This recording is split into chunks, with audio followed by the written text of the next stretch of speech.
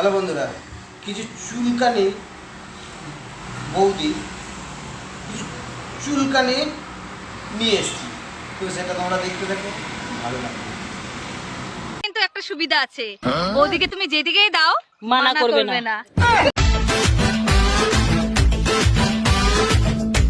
হ্যাঁ, এই বৌদির পেছনে মারলেও কিছু বলে না, সামনে মারলেও কিছু বলে না, মানে বৌদি না মারতে মারতে মারতে মারতে বৌদির এখন হলা আর পেছু দুটোই মোটামুটি সাগরে পরিণত হয়েছে। অতএব যে যখন খুশি যদি মনে করো মারবো, মারতে পারো এই বৌদিকে।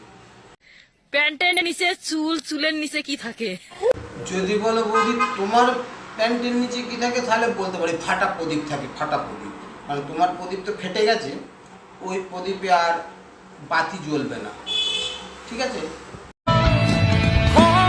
ছেলেদের মতো যতই জিন্সের প্যান্ট পরো না কেন, ওই চেন খুলে আর কোনোদিন কিছু তোমরা চেন খুলে কখনোই করতে পারে না, এই বৌদি কখনোই করতে পারে না। বৌদি অনেকবার ট্রাই করেছে, বৌদি হিসু করতে পারে না। তবে একটা জিনিস পারবে, পা ফাঁক করতে পারবে, ওই কলা দেওয়ার জন্যে এটা পারবে। চেন খুলে দিয়ে পাটা ফাঁক করলে কলাটা দিয়ে নিতে পারবে। মেয়েদের যখন ঝুলে যায় তখন সব বোকাচোদা ভুলে যায়। এই বৌদির ঝুলে গেছে, যখন লিচু ছিল তখন বৌদির দাম ছিল, এখন তো বৌদি ঝুলে গেছে, ওই জন্য বৌদিকে আর এখন কেউ পাত্তা দিচ্ছে না। চিন্তা করো না, বৌদি পাত্তা দেবে তোমাকে। তুমি খুলে সবাইকার সামনে এসে দাঁড়িয়েও,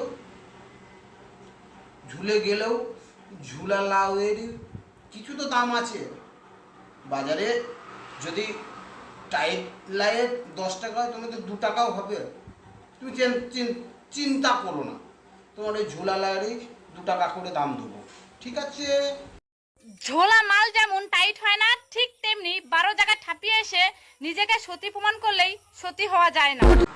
বৌদি ব্যাপারটা জানে, কারণ বৌদি 12 জায়গায় ঠাপিয়ে এসেছি, ওই জন্য বৌদি আর এখন নিজেকে সতী ভাবে না। কেন, বৌদির তো ঠাপানো অভ্যাসটা আছে, তাই না বৌদি? ঠিক বলেছি তো?